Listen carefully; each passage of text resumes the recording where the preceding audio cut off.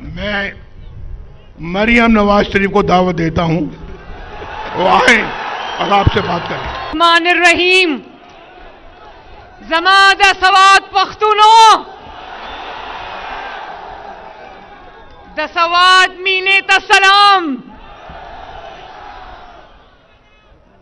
سواد کے میرے بھائیوں، بزرگوں، نوجوانوں، مجھے آج یوتھ ون کی یہ سبز ٹوپیاں بہت نظر آ رہی ہیں ماشاءاللہ، اور ایم ایس ایف کی یہ وائٹ ٹوپیاں بھی بہت نظر آ رہی ہیں. مجھے تو ابھی سواد کا وہ پچھلا جلسہ نہیں بھولا تھا جس میں عوام کا ایک ٹھاٹھے مارتا سمندر تھا. یہاں پر امیر مقام صاحب یہاں کھڑے ہیں. اتنا بڑا وہ جلسہ ہوا تھا سواد کا، ابھی وہ نہیں بھولا، کبھی بھولے گا بھی نہیں. اور آج سواد نے ایک اور اتنا بڑا جلسہ کر دیا ماشاءاللہ.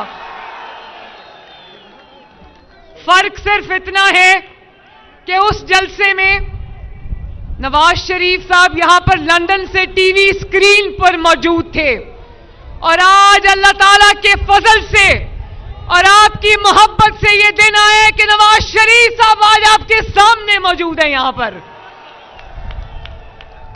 سوات والوں ذرا ہاتھ اٹھا کے بتانا، مریم نواز نے وعدہ کیا تھا آپ کا نواز شریف آپ کو واپس لا کے دوں گی. مریم نواز شریف نے وعدہ پورا کیا یا نہیں کیا؟ اللہ تعالیٰ کا شکر ہے کہ اللہ تعالیٰ نے ہمیں یہ دن دکھایا، ہمیں سرخرو کیا. اللہ تعالیٰ نے آپ کو سرخری کیا. اللہ تعالیٰ کا بہت بہت شکر ہے. مہربانی.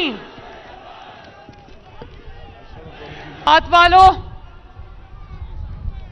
آپ لوگ اللہ تعالیٰ سے محبت کرنے والے لوگ ہو، اسلام سے محبت کرنے والے لوگ ہو.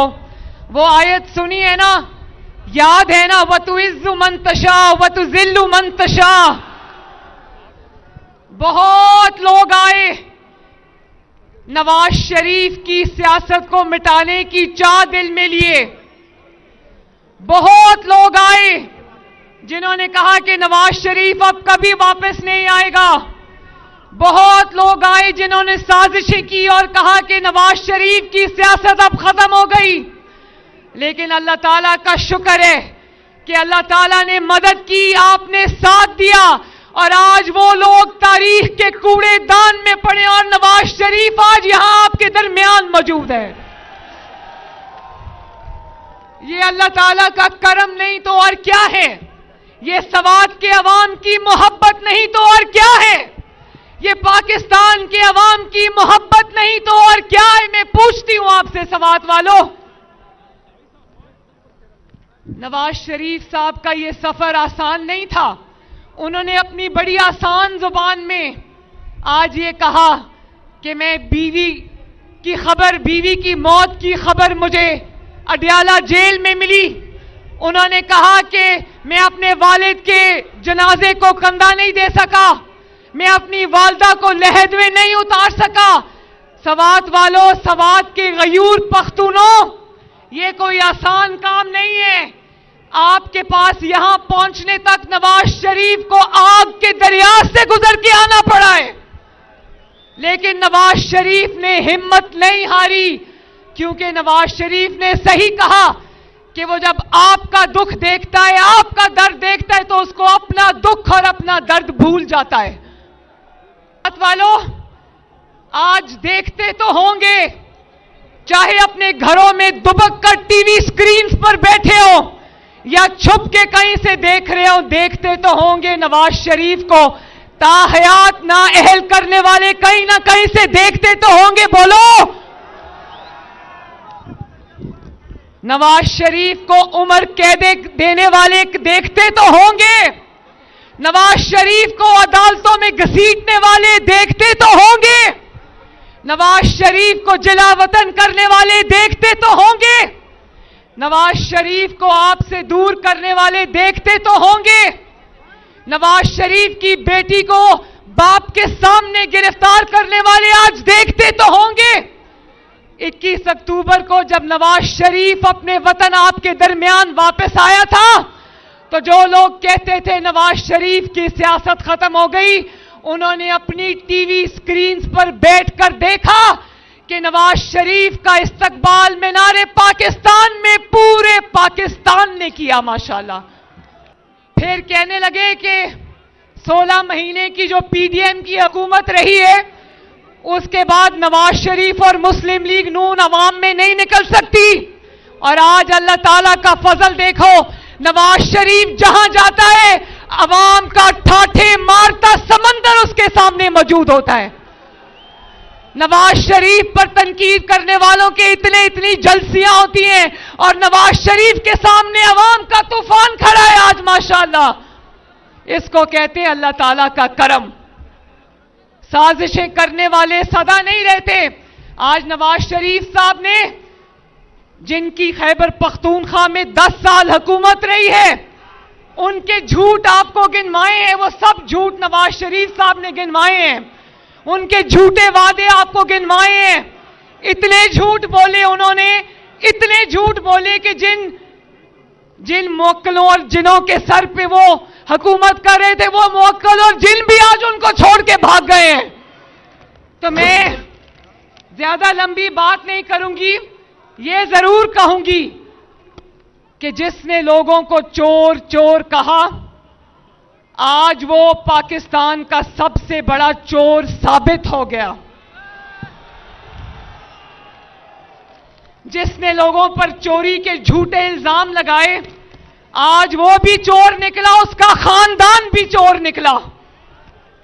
میں یہ ضرور کہنا چاہتی ہوں، نواز شریف کی بیٹی ہوں، کسی کی تکلیف پہ، کسی کے دکھ پہ خوشی نہیں مناتی، کسی کی گرفتاری پہ خوشی نہیں مناتی، کسی کی آزمائش پہ خوشی نہیں مناتی، لیکن ہاں اتنا ضرور کہتی ہوں کہ مریم نواز کو بھی آفر ہوئی تھی جب اڈیالہ میں اپنی ماں کو میں چھوڑ کے آئی نواز شریف صاحب کے ساتھ گرفتاری دینے کے لیے، تو جس دن مجھے اڈیالہ لے کر گئے مجھے بھی آفر ہوئی تھی کہ آپ اڈیالہ کی بجائے سہالہ ریسٹ ہاؤس شفٹ ہو جائیں۔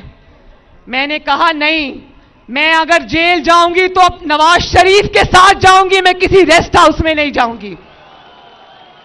پھر اڈیالہ جیل میں انہوں نے کہا کہ اگر آپ کاغذ پہ لکھ کر دے دیں، آپ ٹیکس پیئر ہیں، کاغذ پہ لکھ کر دے دیں کہ مجھے بی کلاس دی جائے تو ہم آپ کو بی کلاس کی سہولتیں دے دیں گے۔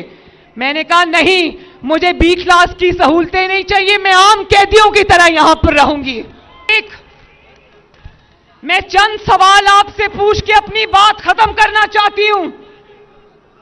میں یہ نوجوانوں سے پوچھنا چاہتی ہوں کہ کیا گھیراؤ، جلاؤ، مار دو، مر جاؤ، آگ لگا دو، کیا یہ خیبر پختونخوا کے نوجوانوں کا مقدر ہے؟ آپ کو لیپ ٹاپس چاہیے یا پیٹرول بم چاہیے؟ آپ کو تعلیم کے لیے اسکالرشپس، اچھے کالج، اچھی یونیورسٹیز، اچھا روزگار چاہیے یا ڈنڈے وکیلوں والے ڈنڈے چاہیے؟ اگر گھیراؤ جلاؤ آپ کے لندن میں بیٹھے ہوئے بچوں کا مقدر نہیں، تو پھر خیبر پختونخوا کے نوجوانوں کا یہ مقدر کیسے ہو سکتا ہے؟ اگر آپ کے بچے محفوظ مقام میں لندن میں بیٹھے ہیں تو پھر پاکستان کے نوجوان آپ کے ورغلانے پر سلاخوں کے پیچھے کیوں پڑے ہیں؟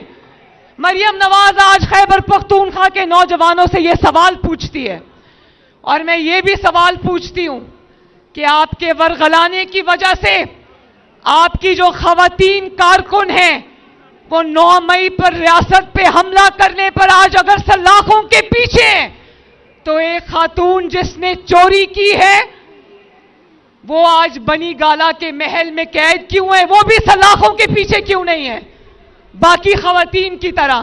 تو یہ سوال ہیں جو میں خیبر پختونخوا کی عوام کے سامنے رکھ کر جا رہی ہوں۔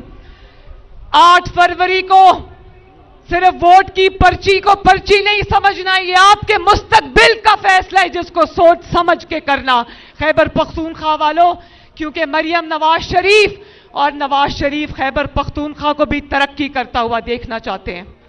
اللہ تعالیٰ آپ سب کا حامی و ناصر ہو۔ آپ کا بہت بہت شکریہ سوات۔ اللہ تعالیٰ آپ کو، سوات کو، خیبر پختونخوا کو، پاکستان کو سلامت رکھے. میرے ساتھ مل کر دو نعرے لگا دیں، دو نعرے میرے ساتھ مل کر لگا دیں. نواز شریف